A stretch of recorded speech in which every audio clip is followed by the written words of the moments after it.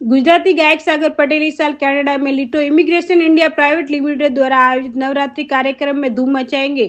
Canada में भी बनेगा उमिया माता का मंदिर। कहते हैं कि गुजराती कहीं पीछे नहीं रहता। इस समय गुजराती हर क्षेत्र में देश विदेश में अपना परचम लहरा रहे हैं। तब ये गर्व के साथ कहा जा सकता है कि हमारे Gujarati Narendra Patel, chairman Lito immigration India private limited और मशहूर गायक सागर पटेल कनाडा में उमिया माता का मंदिर बनाने जा रहे हैं।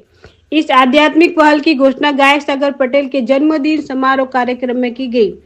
એજે ધ મ્યુઝિક સંગીત એ તો ભગવાનના આશીર્વાદ છે, પણ જ્યારે સંગીતની સાથે આત્મા ભક્તિમાં લીન થાય ને, ત્યારે જન્મે છે એવા મનુષ્યો જે માત્ર કલાકાર નથી રહેતા, તેઓ થાય છે લોકમાનસના દીપસ્તંભ. એવા જ એક દીપસ્તંભ છે આપણા ગુજરાતના પનોતા પુત્ર સાગર પટેલ. સાગરના પિતા તેમના મિત્રો સાથે મળીને ચેરિટેબલ ટ્રસ્ટ ચલાવતા હતા. સમાજ સેવા માટે પોતાના ધંધાને નજીવા નફાથી ચલાવતા હતા, પણ અમુક પરિસ્થિતિઓને કારણે તે ટ્રસ્ટ બંધ કરવું પડ્યું.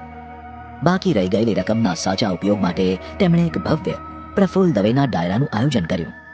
અને એ જ સમયે સાગરની માતા 5મા મહિનાની ગર્ભાવસ્થામાં હતી.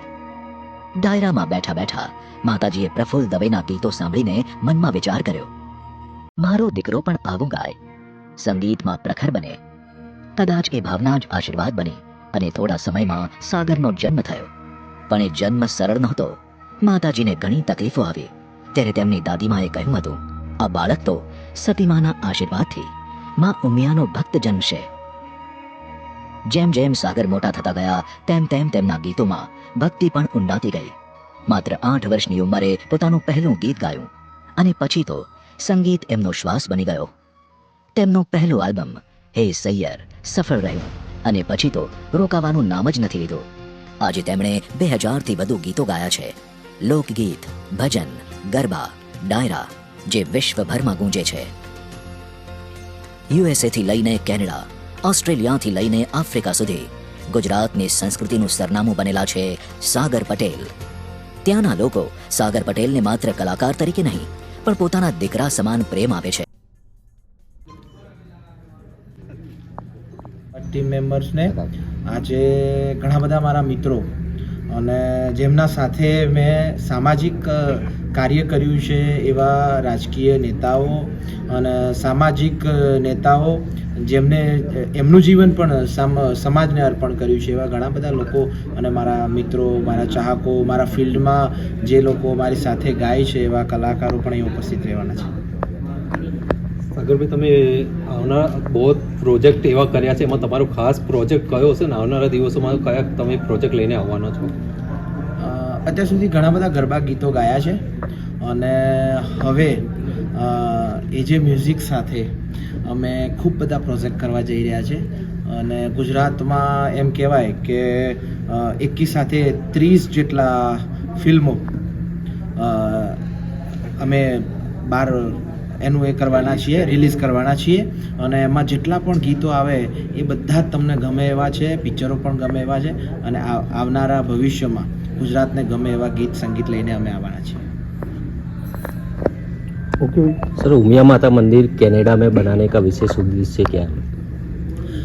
ઉમિયા માતાજીનું મંદિર કેનેડામાં જે બનાવીએ એનો વિશેષ ઉદ્દેશ તો આમ તો એવું કહી શકું કે ઊંઝા સંસ્થાન દ્વારા 1000 મંદિરનો સંકલ્પ લેવામાં આવ્યો છે.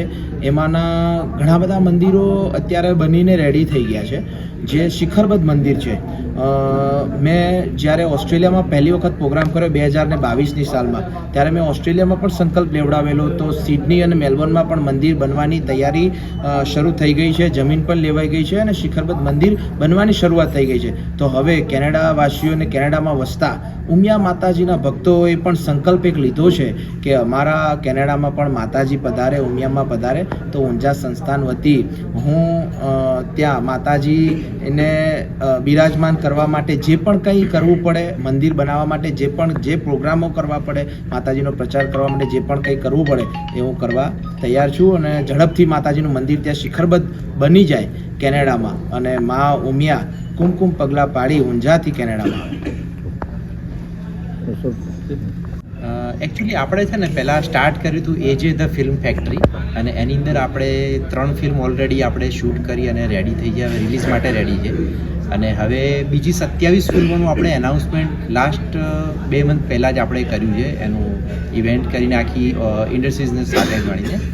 હવે સાગરભાઈ અને બીજા બી સારા સિંગર બધા આપણા જે સારા એવા મિત્રો છે, બધાના સપોર્ટથી આપણને એવું લાગ્યું કે હવે આપણે મ્યુઝિક ક્ષેત્રે બી આગળ જવું જોઈએ.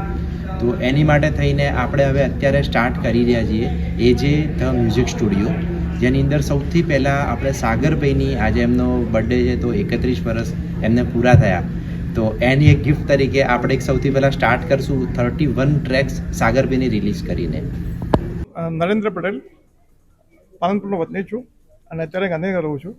મારી પોતાની કંપની છે લાઇટો ઇમિગ્રેશન, જે કેનેડાના ઇમિગ્રેશન પીઆરનું કામ કરે છે. અને આ વર્ષે સાગરભાઈ સાથે આપણે કેનેડામાં નવરાત્રિમાં ગરબાનું આયોજન કર્યું છે. એ સાથે કેનેડામાં આપણે એક મંદિર, માતાજીનું ઉમિયા માતાજીનું મંદિર બનાવવાનો પ્રોગ્રામ છે.